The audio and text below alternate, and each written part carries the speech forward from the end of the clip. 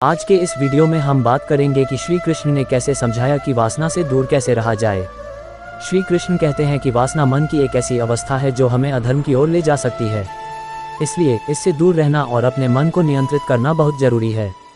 श्री कृष्ण ने गीता में बताया है कि जब हम अपने कर्मों को भगवान को समर्पित कर देते हैं और उनके प्रति अपनी भक्ति को मजबूत करते हैं तो हमारी वासनाएं धीरे धीरे कम होने लगती हैं।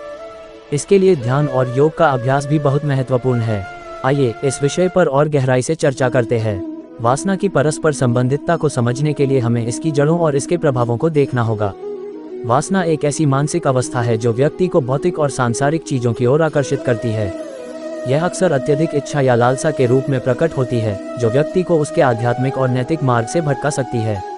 वासना की परस्पर संबंधितता ये दर्शाती है कि कैसे एक व्यक्ति की वासनाएं उसके विचारों, कर्मों और उसके संबंधों को प्रभावित करती हैं। जब वासना अनियंत्रित होती है तो यह व्यक्ति को अधर्म और अनैतिकता की ओर ले जा सकती है। इसलिए इसे संयमित करना और इस पर नियंत्रण रखना आवश्यक है।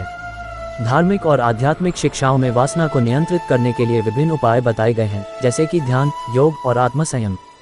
इन उपायों का अभ्यास करके व्यक्ति अपने मन को शांत कर सकता है और वासना के प्रभाव से मुक्त हो सकता है।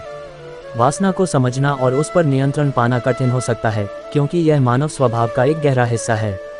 वासना अक्सर अचेतन मन से उपजती है और इसे पहचानना और इसके प्रभावों को समझना आत्म जागरूकता और गहन आत्मनिरीक्षण की मांग करता है। इसलिए इसे समझने और इस पर विजय पाने के लिए धैर्य और लगातार प्रयास की आवश्यकता होती है। ध्यान और योग जैसे आध्यात्मिक अभ्यास इसमें सहायक हो सकते हैं।